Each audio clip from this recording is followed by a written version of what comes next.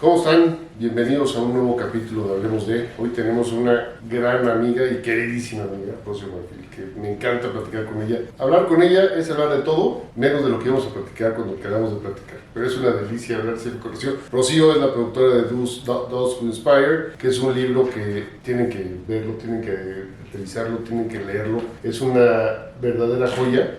Y a mí me ha tocado leer las dos versiones que tienes de México, próximamente tendrá la de Israel y las demás mundiales. Qué padre. Son historias increíbles. Rocío, gracias por estar aquí. Gracias por estar con nosotros. Gracias por venir a contarnos tu historia. Pero antes de que nos cuentes tu historia, cuéntanos del libro, por favor. ¿Qué es el libro? ¿Qué estás haciendo con el libro? ¿Qué has logrado? ¿A quién has logrado inspirar? ¿O qué es lo que estás buscando con esta publicación? Bueno, muchísimas gracias por tenerme aquí. Me encanta que me des la oportunidad de contarlo. Y te lo voy a contar así resumido porque podría yo estar, cuando algo te apasiona, puedes estar hablando que 6-7 horas de lo mismo, ¿no? Pero lo voy a resumir para no aburrir a los que nos escuchen. Those Who Inspire se inicia hace 15 años por dos francesas maravillosas, Delphine Baret y Marlène Plomic, que lo inician en París. Ahora ya estamos en Londres, pero lo inician en París. Pero se inicia por una historia bastante interesante, y es que el sheik, o el rey, como lo llamemos, del Emirato de Omán, que es un país chiquitito pero muy rico, decide juntar a gente pues que lo conocen bien, que han tenido relación de trabajo, etc. Y llama a Marlène y a Delphine para que vayan a Omán y hagan un workshop, digamos, de una semana con algunos ministros, etc. Porque el pobre estaba desesperado porque no sabía cómo retener talento. Es decir, los chavos y chavas omaníes estudiaban en sus carreras en las universidades, pero se iban rápidamente a un Dubái, que está más cerca, claro, o incluso a Nueva York, que yo no sabía que había una comunidad de omaníes tan importante en Nueva York. Entonces dice, estoy desesperado porque se me está yendo el talento, yo necesito gente que se quede aquí, que sean profesionistas y que desarrollen sus carreras y, en fin, que crezca la economía, ¿no? Entre muchas alternativas y muchas decisiones que tomaron, una de ellas fue hacer un libro que se le diera a los jóvenes que estaban todavía estudiando en las universidades públicas, se les donara, digamos, por parte de Those Who Inspire, y que en ese libro se compilara a los omaníes, en este caso más inspiradores, hombres y mujeres, que están realmente haciendo algo interesante en el país, no solo a nivel profesional, sino a nivel social, con impacto social. Entonces ahí es cuando se eligió, digamos, lo que es los estatutos, digamos, de quiénes son los que forman parte de los libros de Those Who Inspire. Entonces, como digo, Omán fue el primero, de ahí siguió Emiratos Árabes, Nigeria, Bahrein, Marruecos, Hong Kong, etc. Hasta que hace 6 años llegaron aquí a México, me llamaron a la puerta y dijeron, Rocío, ¿estás dispuesta a hacer Those Who Inspire México? Y yo dije, ¿cómo? Pues sí, es por todo el país, hay que buscar gente inspiradora de todos los 32 estados del país y tienes que entrevistarlos y escoger justamente estos criterios que ya se habían iniciado en Omán, que son haber nacido en el país y haberte criado en ese país, tener un sueño cumplido o estar trabajando para cumplir ese sueño, y 3, tener algún tipo de actividad social y o filantrópica, alguna huella social.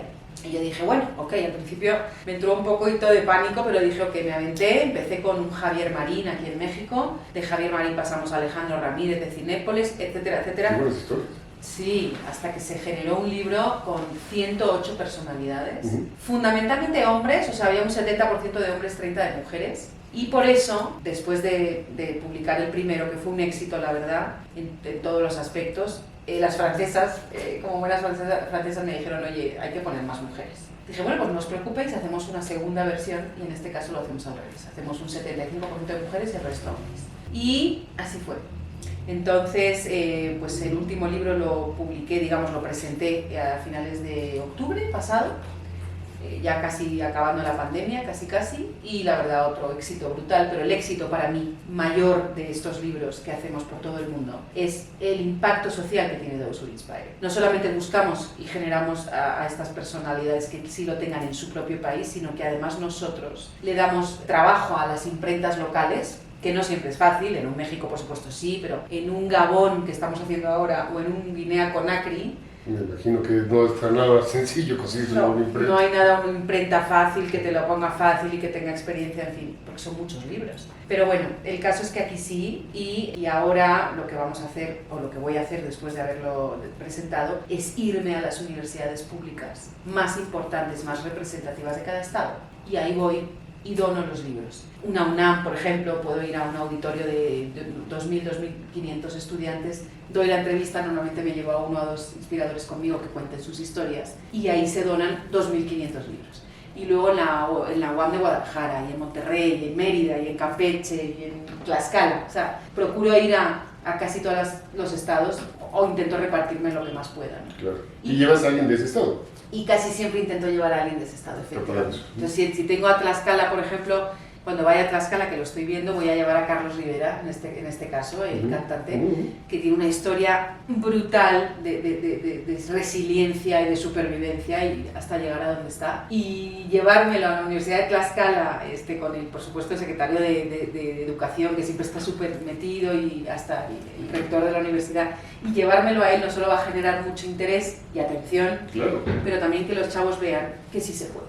Ese es el punto, ese es lo que iba. Esa es la idea, supongo, que vean que sí se puede, que hay gente que viene tiene algunas historias parecidas y que se puede y que los inspiren. Realmente es eso. Lo que nosotros queremos, Those Who Inspire, aparte como te he contado cómo comenzó, es sobre todo derrumbar el muro entre el que sí lo ha conseguido y el futuro del país que está por conseguirlo. Okay. Es decir, al final los que están estudiando carreras y no han desertado, que hay mucha deserción desgraciadamente, pero los que están ahí, porque casi siempre vamos a finales de semestres finales, son gente que van a procurar ser y van a ser los cimientos del país, de todos los aspectos. Yo voy a gente que estudia Derecho, Económicas, Ingenierías, etcétera, Políticas también. Entonces, al final, ellos son los que van a generar la economía del país. Claro. Entonces, el país que viene. Efectivamente, los que van a votar en las próximas elecciones, que es muy importante. Entonces, ellos necesitan tener mentores. Entonces, el tema de Those Who Inspire Movement, el movimiento Those Who Inspire a nivel mundial, va muy unido al tema de mentoría.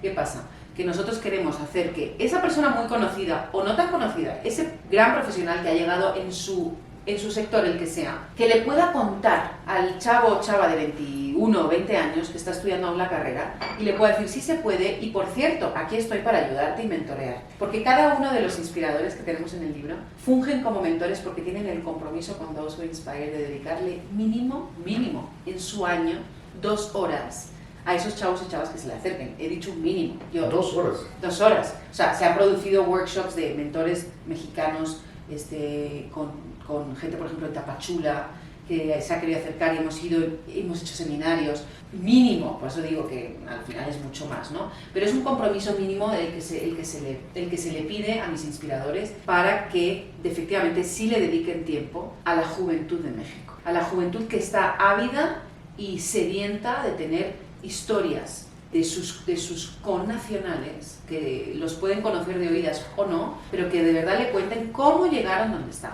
Y al final el contagio se produce. Entonces, cuando tú de verdad estás escuchando a un empresario fortísimo de este país que empezó de la nada absoluta, y tú estás estudiando empresariales, gestión de empresas o lo que sea, y de verdad lo escuchas, el efecto que tienen los chavos y las chavas es enorme. Y eso, digo, no lo decimos nosotros, lo dicen un estudio en Harvard importantísimo que se lanzó hace muchísimo tiempo. La historia presencial, digamos, la vivencial, el contarlo, genera más impacto que leerte un libro. Claro. ¿Sabes? Y tener a la persona delante. Entonces, al final... Sí, todos los TED Talks estos que tienes, eso genera más que estarlo leyendo. Efectivamente. Pero no solo eso, sino que cada uno de mis inspiradores deje sus datos personales y o profesionales para que tú puedas acceder a él. Sí, eso no lo tienes en ningún lado. En ningún lado. Como me decía el CEO de Uber cuando le entrevisté aquí, es un mexicano, pero ahora está en Europa, él me decía, si a mí me hubieran dado este libro cuando yo estaba estudiando la carrera, otro gallo cantaría, porque si yo hubiera tenido acceso a toda esta gente, esos momentos de dudas que tienes, además el momento de la carrera son momentos vitales un poco difíciles, me habré equivocado de carrera, tendré salidas tendré trabajo cuando salga de la carrera, etcétera, y que tú puedas acceder a un tipo como, no sé, ¿quién quieres? Roberto Hernández, y que te reciba, y que te diga, a ver, ¿qué necesitas? No, pues mira, es que estoy un poco perdido, pues mira, ¿por qué no vas por aquí? ¿Por qué vas por allí? Eso es impagable. Totalmente de acuerdo. Oye, y ahorita tocaste un punto importantísimo y déjate lo pregunto porque a mí me pasó la carrera. Yo quiero ser abogado o quería ser abogado desde los 7 años y eso es para mí mi pasión. Vocacional. Totalmente. Y aparte de dedicarme al derecho laboral. Pero a media carrera, cuando veo ciertas materias, me entra la parte de ser Superman y de querer ayudar con toda la justicia y que esto es un tema precioso. Hasta que llegó alguien y me dijo, a ver, eso es la carrera. Esa es la escuela, eso es lo que pasa en los libros. La realidad es muy diferente. Yo empecé a trabajar en el segundo semestre de la carrera y me daba cuenta que la realidad es diferente en los libros. Pero había que hacer algo diferente porque si no íbamos a seguir haciendo lo mismo y teniendo los mismos resultados. Ajá. Y ahí fue donde me di cuenta que yo lo que quería es que quería ayudar a México con la carrera, ayudar en algo a México. Falta mucho, pero algún día lo haré de forma.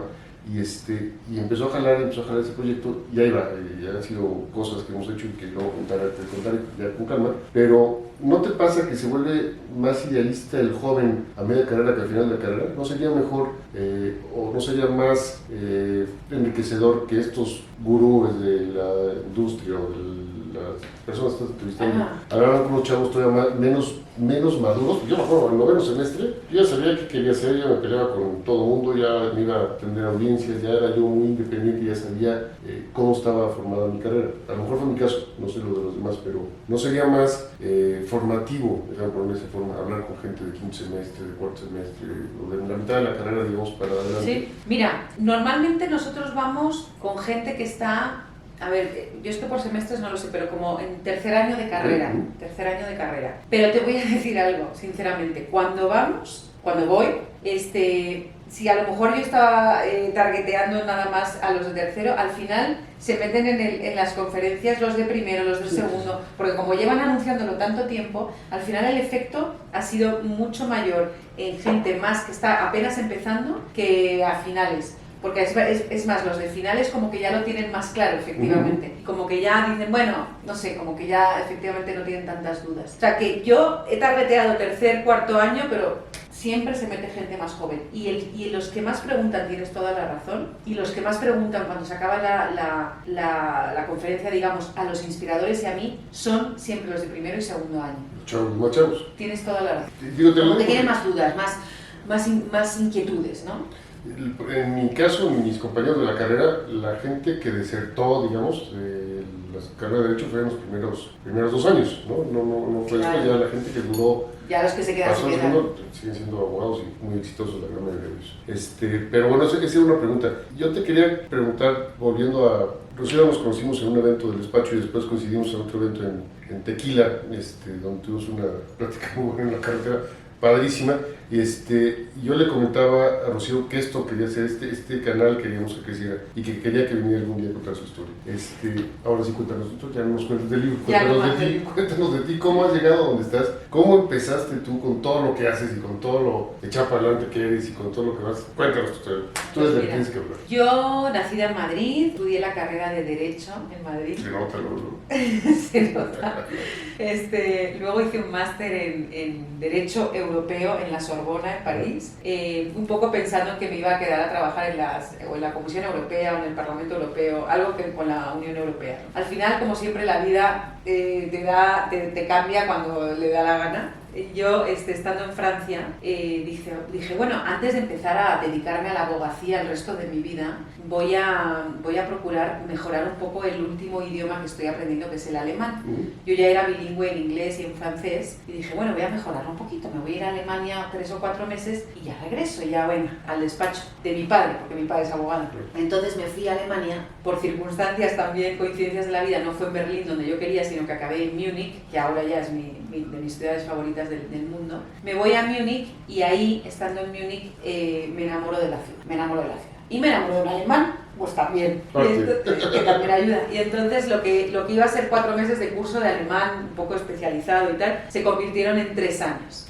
Y ahí estuve pues de prácticas en 2 despachos de abogados fantásticos, estuve con Susanne Porsche, una de las dueñas de Porsche, haciendo traducción alemán-español, en fin, varias cosas. La oficina de patentes europea está en Múnich, también hice unas prácticas ahí de 6 meses, un poquito malabareando a ver qué iba a hacer yo con mi vida. Y una llamada de una amiga mía me cambió la vida y fue: Rocío, he encontrado el trabajo de tu vida.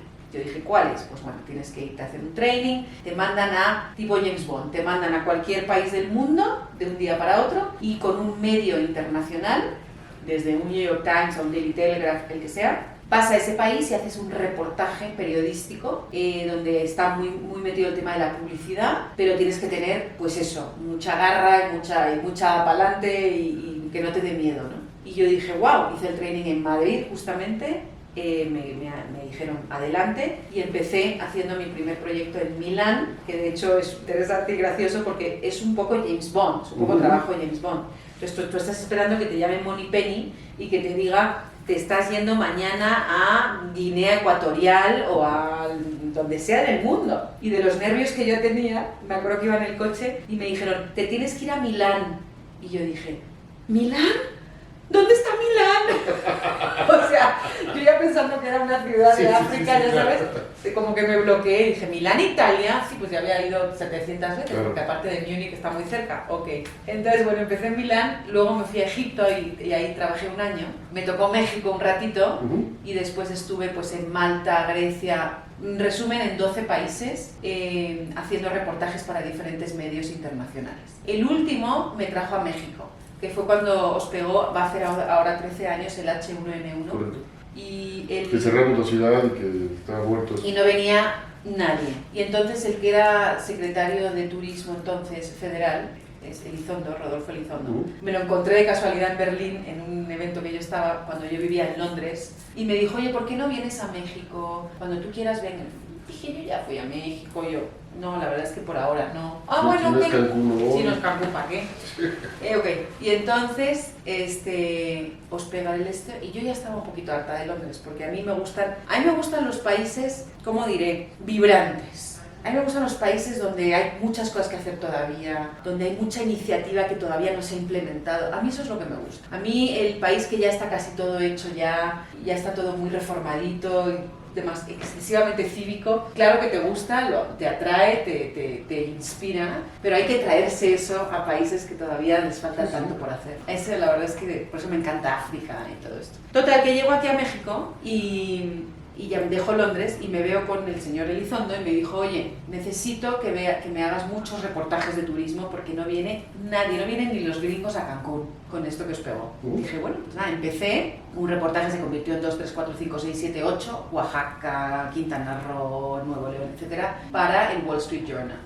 Y de ahí, pues otra vez, me enamoré otra vez de México ciudad, porque ya había estado, pero esta vez sí me enamoré, también de un mexicano. Y tanto es así, pues que ya llevo aquí casi 13 años con un hijo mexicano y felicísima de la vida. Y además, estando aquí, me llega esta oportunidad de conocer más el país a través de sus gentes, que son estos inspiradores que he entrevistado, que realmente a mí me ha cambiado la vida. O sea, a mí entrevistar a esta gente me ha cambiado el concepto de México, lo que hay que hacer para mejorarlo, y a mí personalmente, sin duda. Y ahora dije, bueno, ¿qué hago? ¿Algún tercero? ¿Me espero?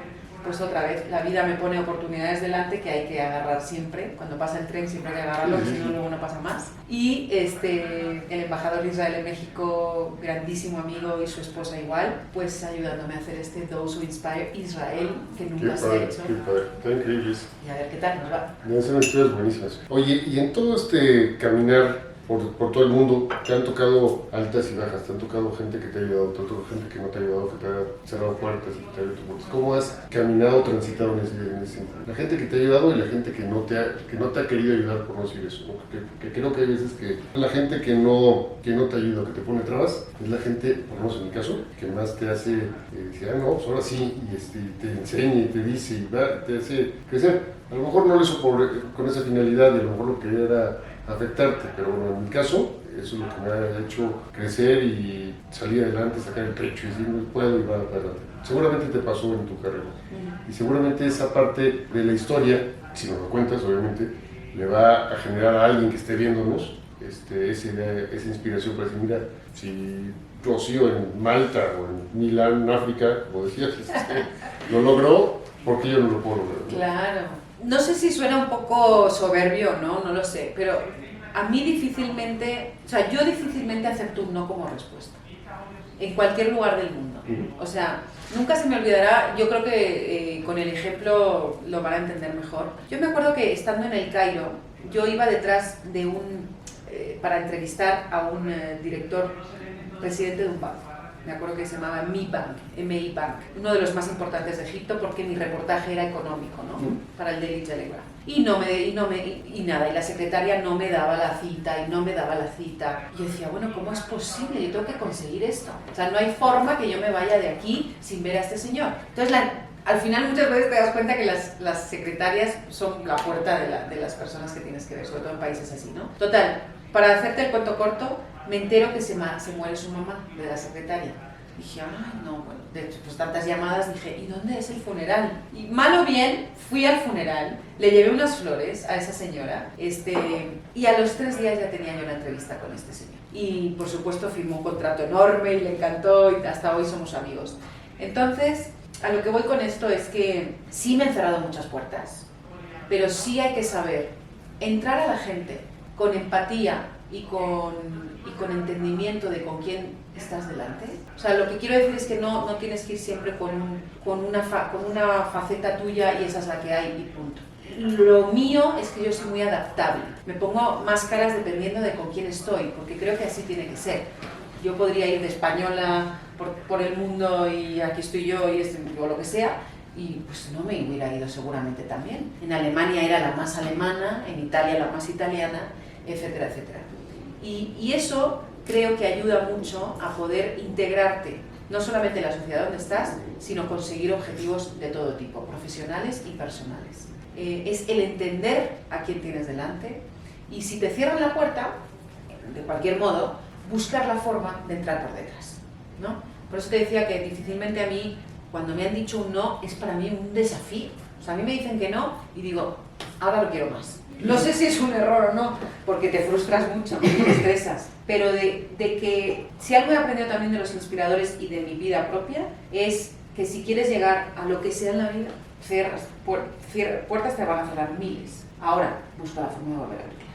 Y siempre lo encuentras, ¿eh? Sí, mi papá decía, si te cierran la puerta, métete por la ventana. Total. Es lo que quieres, pero entonces creo que es importante eso. Ahora, pensando en el desarrollo de la mujer en el trabajo, en la labor de periodística o de investigación, lo que tú quieras, ¿qué diferencias ves entre Europa y México? Voy a cerrarlo a México, ¿no? Yo creo, tú sabes que soy un pro mujer, que siempre estoy tratando de que todo esto crezca, pero creo que todavía nos falta mucho, muchísimo nos falta. Creo que en Europa también falta, pero no tanto, ¿no? O van un poquito más adelantados. ¿Qué crees o qué diferencias ves tú, así con esa visión que tienes de que no aceptas un no, que podamos mejorar aquí en México para que esos no se hagan más cis y menos vos a la mujer? Pues mira, esta pregunta que le hago yo mucho de cuando entrevisto, al final te convence y es exactamente así. Yo creo que no hay otra forma que es poner directivas a las empresas y al sector público a que integren a más mujeres en no solamente el círculo laboral, sino en los boards de empresas. O sea, hay que meter a más mujeres con calzador si hace falta. Porque al final eso va a generar un contagio y van a traer a más mujeres y entonces se va a hacer un conocimiento mayor de la mujer. O sea, yo creo que ha habido un poco de desconocimiento en México y entonces el hombre siempre ha sido un poco el estandarte del que lleva la empresa o lo que sea. Y al final la mujer, estos últimos años, se está metiendo y se está viendo que la mujer es absolutamente capaz de hacer quizás hasta más que el hombre. Entonces, ¿cómo se puede hacer para que haya más equidad en todos los ámbitos? En todos los ámbitos es metiendo a más mujeres. ¿Tú crees que una cuota de género sea una buena política para...? Es que no hay de otra. Yo al principio no estaba tan segura, ahora me estoy dando cuenta que no hay de otra. Porque otras alternativas, ¿qué haces? Si te piden que tiene que haber un 50% de mujeres en una empresa, pues lo haces. Pero es que eso va a generar, como te digo, conocimiento, va a implicar a más mujeres, se van a traer más y ya está, es que no hay de otra. Yo estoy totalmente contra de la cuota de género, te voy a decir por dos razones. Una, porque creo que no es justo para ninguna de las dos partes. Yo creo en la persona, yo creo que debe haber una meritocracia para llegar. El que esté arriba debe ser el que esté abajo. Yo creo, honestamente, que en México tenemos un problema. Alguien me preguntaba por el machismo. Yo creo que el machismo existe, va a existir y no se va a acabar nunca, no en México, en el mundo. Porque no creo que es un problema en México. Creo que México tiene aparte un tema de complejo, muchos directivos o muchos empresarios o muchos hombres en posiciones de dirección o de poder, que es un complejo que yo creo que son enanos mentales, porque piensan que el día que una mujer, que alguna otra persona suba a su nivel, le van a quitar lo que ganó su pequeño feudo, que es una estupidez, porque es el hecho de que la gente crezca hace crecer a la institución, hace crecer a la compañía, al país, etc. Claro. Eso es como yo lo veo. Yo veo en México también un tema, y es una de las cosas por las que no me gustan las cuotas de género, que hay muchas mujeres que han sido impuestas en posiciones de dirección que tampoco llegan a las mujeres. Es más, que les ponen un pie en el cuello para que no esté creciendo, porque ella tiene que ser la única que brille. Entonces, y esas son las razones por las que yo no estoy tan de acuerdo en esa parte. Yo creo que, y déjame hablar así, la persona, quitarle el género, que debe estar en esa posición, debe ser la más capaz, la que tenga los méritos por haber llegado ahí, la que pueda hacerlo y la que lo logre. Y que tenga esa visión de crecimiento de las personas, insisto, sin género, para que lleguen adelante. A mí me preocupa que no se abran oportunidades, eso sí me preocupa, pero me preocupa que no se abran oportunidades para nadie. Yo creo que las mujeres están teniendo un juego el día de hoy en este país importantísimo. No había en la historia de este país un momento más importante, quizás cuando estaban las Adelitas en la época de la Revolución, que fueron las que ganaron para mi gusto la Revolución, un papel tan importante. Hoy yo veo a muchas mujeres en posiciones de dirección que están haciendo crecer esto como nunca lo había visto. Amigas del IPADE, amigas de la carrera, amigas de la vida que están logrando. Yo creo que eso es muy importante y esa es parte de lo que hay que apoyar.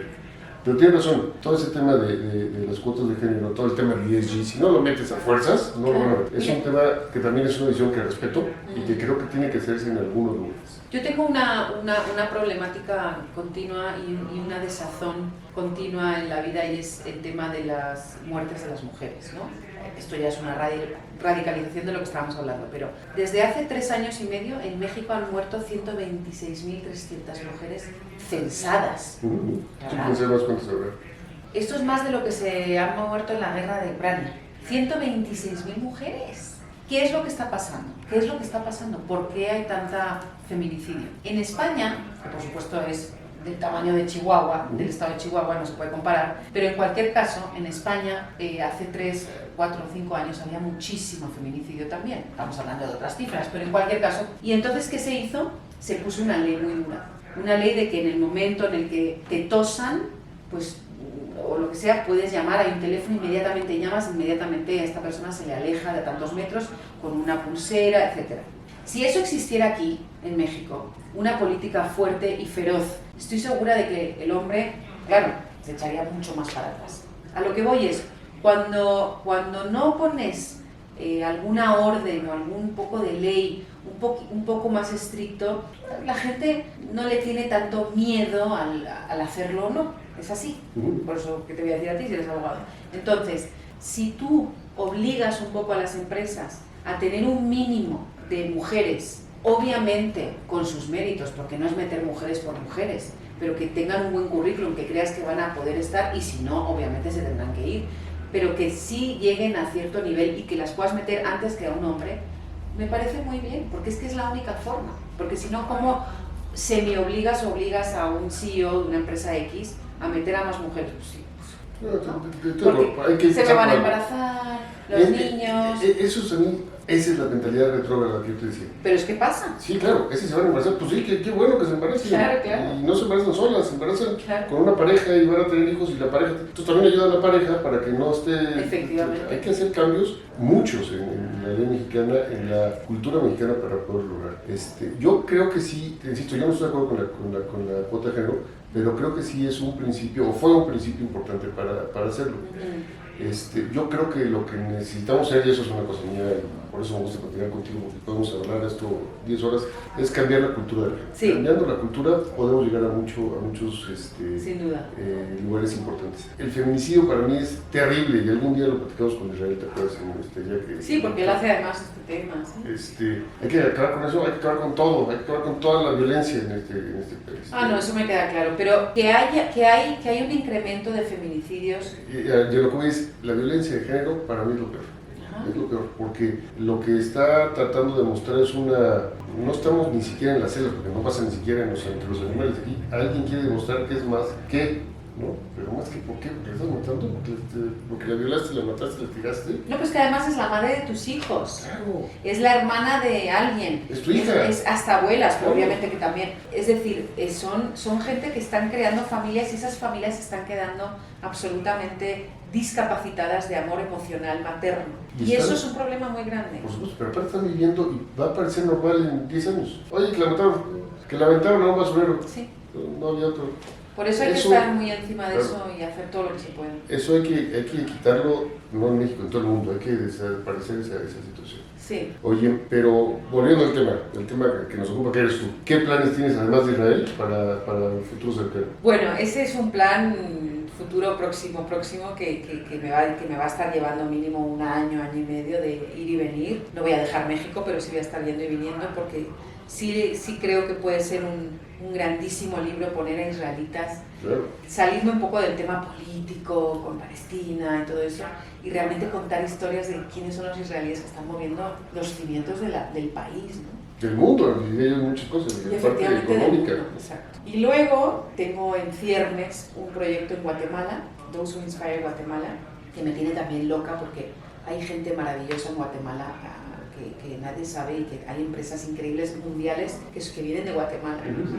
Y bueno, mucho cafetalero, azucarero, mucha historia con mucho impacto social para ayudar a Guatemala, que además es un país que no mucha gente habla de él y que hay que levantarlo, porque yo esto no solamente hago eventos en el país, por ejemplo el de Israel vamos a hacerlo también en Washington, en la Embajada de Israel en Washington, por supuesto la de aquí, y lo mismo quiero hacer con Guatemala. Pero el tercero, que es el que más me tiene así loca, es hacer un libro de mexicanos inspiradores en Estados Unidos. Y ahí sí hay historias maravillosas, claro, de gente que ha salido de aquí de mojado o de mojada y que ahora ha conseguido pues, lo que sea en cualquier sector, pero además ayudan a los que llegan y con huellas sociales maravillosas.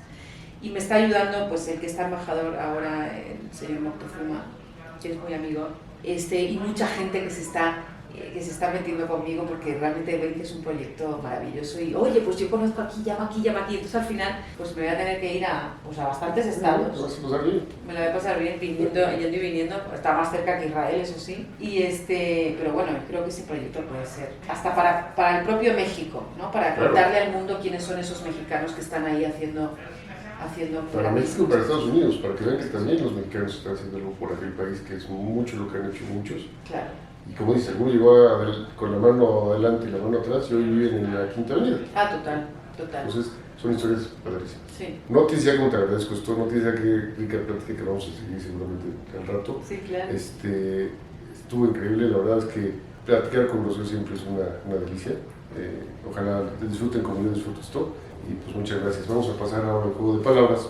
Okay. Que nos irá ayudando aquí Fer para ver cómo lo hacemos para concluir la entrevista. Muchas gracias por Ay, gracias a ti. Y felicidades por el libro. Gracias. Hay muchos lugares que están teniendo esto más. Este libro maravilloso, que por cierto, la portada es un espejo, porque cada joven, que ya sabes que son los que sobre todo lo reciben, universitarios, reciben el libro, se pueden ver reflejados, porque tú también puedes ser inspirador o inspiradora. Yo tengo estos dos libros, así que sí. Por lo menos los dos de México que los tengo. Los veo un poco guardaditos. No, pues es que no me han mandado los demás, pero espero que me manden los demás países. Están padrísimos. Muchas gracias. Gracias.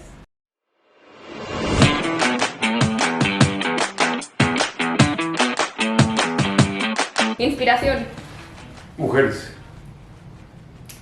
Aprendizaje. Viaje. Diversión.